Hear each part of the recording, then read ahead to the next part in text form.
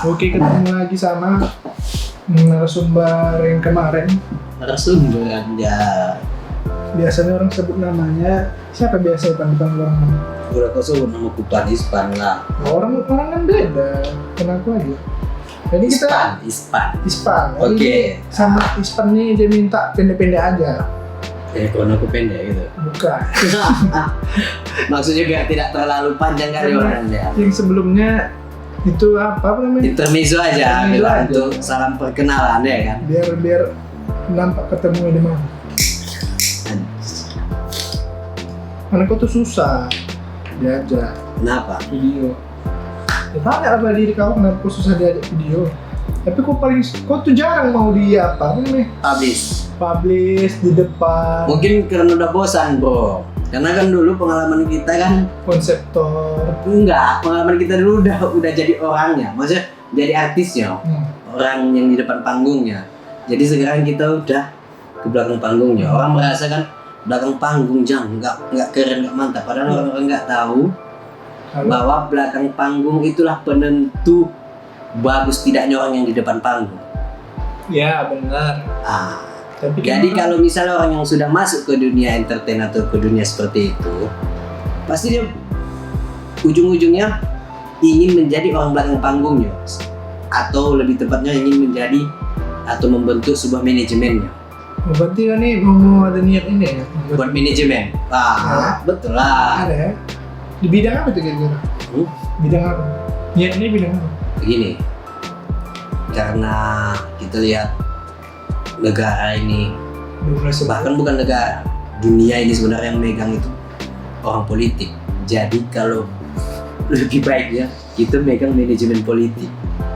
Cukup banyak sih acara politik kalau kita tengok. Nah, Enak tuh dipegang. kalau megang manajemen politik bisa kita megang menghandle manajemen untuk IO acara, bisa kita megang contoh manajemen buzzernya. Ya kan buzzer itu kan timbul sebenarnya itu hampir sama seperti dibilang tim sukses gitu. Hanya aja memanfaatkan media sosial atau platform-platform yang ada, perkembangan teknologi yang ada pada saat ini. Itulah dia. Tapi yang kayak kau bicarakan nih kelasnya udah kelas daerah, bukan kayak Tanjung Balai gitu, enggak sih? Jadi maksudku provinsi nasional. Yang butuh eksternal. Jadi gini bro, itu kan kita menganggap kelas provinsi atau nasional karena kita tinggal di sini. Sebenarnya kita bukan membilangkan kota ini ketinggalan atau tidak. Justru itulah kita kita kembangkan di sini. Bagaimana biar kota Tanjung Balai ini mau pakai eksternal dan lebih maju gitu dari kota-kota lain. Ya kan istilahnya kalau dari sistem politiknya, iya pakai manajemen, mantap ini. Bahkan jujur aja yang di tempat aku kerja saat ini, partai yang ini masih satu partai, ya kan? Partai yang sama tapi di kota-kota luar. Condongnya dan melihat pedomannya banyak ke sini. Bahkan yang pusat kita nggak ada lagi yang namanya mengharap misalnya ataupun ngetek atau nyenggol. Kadang memang kita tag karena kebutuhan ini kebutuhan kerja gitu kan. Tapi kita tengok ya kan, kita tes, nggak kita tag.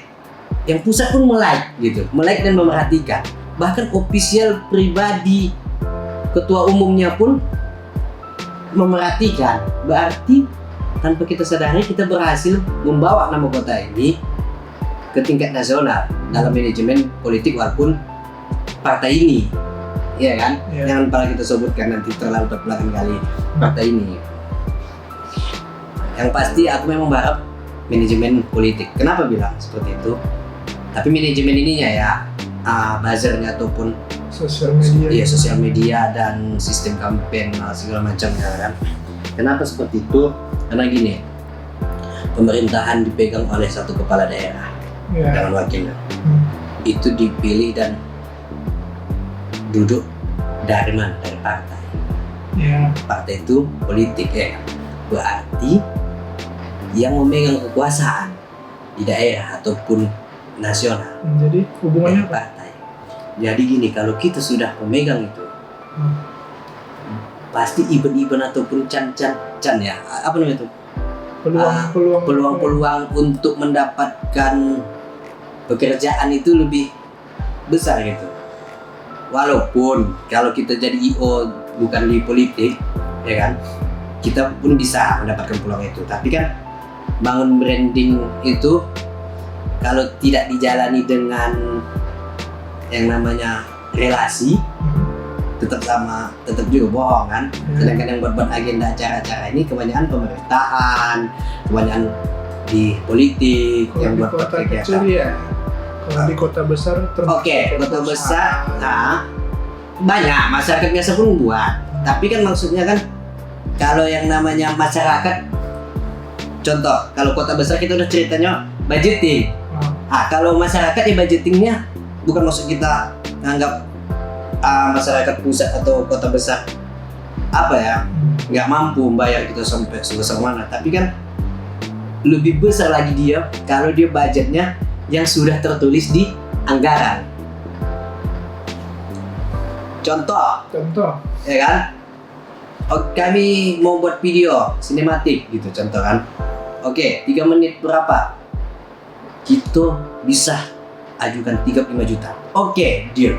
Tapi kalau contoh kepada masyarakat, ya kan, orang, janganlah bang, paling maksimal 5 juta, 7 juta. Jadi lebih enak angin anggaran gitu. Ya memang. Tapi kan semakin besar duitnya, semakin sedikit peluang. Masalah peluang, kan kita tidak terlalu fokusnya kan ke politik. Ya itu kan disebut project semakin gede. Kan kita tidak terlalu sebut ke politik.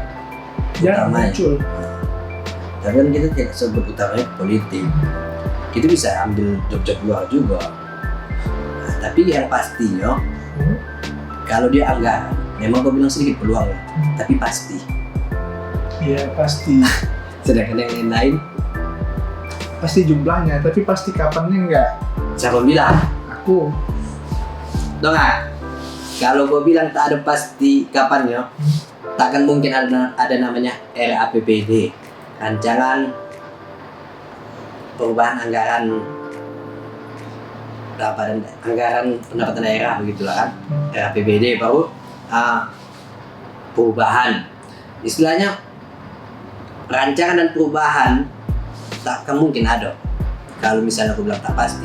Makanya ada nanti cair duit di triwulan 1, cair duit di triwulan 2, cair duit di triwulan 3 sampai triwulan 4. Kan udah pasti nih tiap tahunnya. Baru nanti di pertengahan tahun ini untuk di tahun depan kan dianggarkan lagi. Apakah mau dianggarkan lagi atau enggak? Tentu kita pun melobi lah, anggarkan lagi biar ada can lagi. Tapi kenapa kita bahas itu? Kau hanya kepanjangan. Udah 8 menit. Sekarang beginilah. Ada satu pertanyaan lagi? Kau kan sekarang buat YouTube tuh jajat politik gitu kan.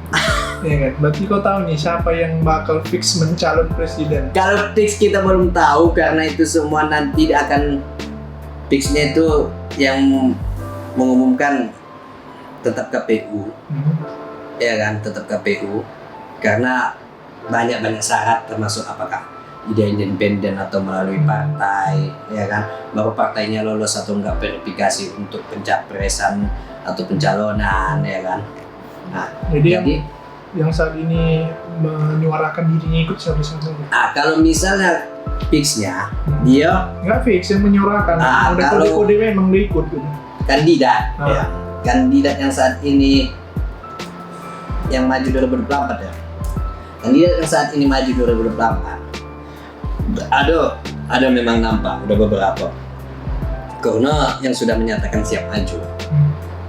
Contohnya pada saat kemarin Ganjar Pranowo sampai-sampai sudah dipanggil ke partai dia untuk mengklarifikasi karena di dalam tubuh partai mereka yang seperti kita ketahui Ganjar menyatakan siap, tetapi partai si Ganjar tadi mengusung Puan Maharani. Berarti sudah nampak perselisihan itu. Jangan apalah kita bahas. Kita tak tahu internal orang itu. Oke? Oke. Tapi kan maksudnya udah nomor 2. Kemudian seperti kemarin saingannya Pak Presiden Pak Jokowi, Prabowo Subianto, Main lagi. katanya maju lagi. Oke, ada 3 Kemudian yang barusan kemarin viral dideklarasikan Baswedan. Anies Baswedan. Anies Baswedan. Bahkan di situ dia banyak pendukung-pendukung yang di luar partai Ya. yang mendukung. Apa Bahkan nama ikatan itu kemarin? apa? Kan ada Relawan Relawan Indonesianis. Indonesianis. Bahkan banyak pengusaha-pengusaha baik muda sampai ketua yang turut mensupport. Karena banyak ekspektasi mengatakan dan pokoknya banyak yang mengatakan berspekulasi. berspekulasi ya kan bahwa Anies ini tak punya modal. Maksudnya dari segi ekonomi pendanaan tak punya modal. Itu bahaya. Jadi banyak yang mendukung. Tapi bahaya itu, Bang. Apanya? No, bahaya. Apanya? Ketika satu orang naik diduduki hal yang lain, misalnya kayak kepentingan yang lain, itu kan pasti mereka yang naruh dana ada kepentingan masing-masing. Itu deal-dealan atau kesepakatan mereka lah. Pokoknya itu pandangan kita masing-masing. Ya kan? Masing-masing. Masyarakat pun masing-masing terserah mau memandang bagaimana. Yang pasti Anies Baswedan bisa kita lihat juga rekam-rekam jejaknya di media sosial bagaimana. Dan calon-calon yang lain tadi pun bisa kita lihat. Kemudian seperti kemarin ada lagi AHY, Agus Harimurti Yudhoyono. Solo. Katanya main lagi. Siap. Dia selaku ketua partai beliau katanya main lagi. Kemudian 5 ya? oh iya. Kemudian next Ridwan Kamil. Ridwan Kamil. Kang Emil. Katanya main lagi. Dia siap. Tetapi beliau kan dulunya diusung oleh partai tetapi bukan kader partai. Jadi partai mana yang mau menampung kita belum tahu. Kemudian ada lagi ketua partai Airlangga Hartarto. Selanjutnya mau main lagi, karena sudah dideklarasikan oleh partai beliau. Kemudian dengar kabar lagi Sandiaga Uno pun mau main lagi, bersedia lagi. Ya. Memang luar biasa. Dapat kabar lagi ada lagi Gubernur Jawa Tengah. Ibu itu. Iya, Ibu Kopipa. Kopipa siapa itu? Dia lah Ibu Kopipa. Yang marah-marah pinggir jalan itu? Bukan, itu Bu Risma. Aduh, Bu Risma nggak ada. Kopipa. Nggak ada ininya apa? Dia Gubernur Jawa Timur. Gubernur Jawa Timur. Tak terkenal, tak tahu aku. Ya, tetapi ada sebagian besar parpol dan pengamat politik mengusung dia untuk maju. Jadi berarti kan ada sekitar 1, 2, 3, 4, 5, 6, 7, 8, 9 calon kandidat paling besar yang sudah menyatakan siap untuk maju Capres 2024. Menurutku apa? Nanti yang bakal naik, yang betul-betul siap dari pandangan pasar ini? Ya semua siap sih orang itu. Nah, maksudnya yang betul-betul nanti duduk di pemilihan nomor. Maksudnya yang betul-betul ini terjadi nanti di sini. Yang mungkin bersaing. Iya. Kalau aku melihat yang mungkin bersaing, kalau aku sih kemungkinan ini nanti Ganjar, Prabowo, Anies,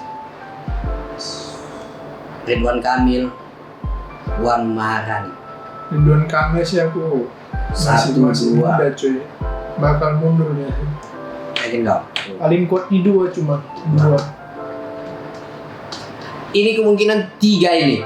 3. Maksudnya 3 pasangan. Iya. 3 pasangan berarti ada 6 orang. Puan dia jelas 1. Aku yakin 1 Puan udah pasti. Puan, Ganjar, Prabowo, Anies, udah?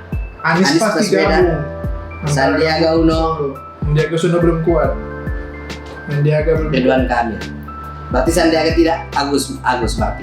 Agus Sandiaga sama siapa tadi? Terakhir.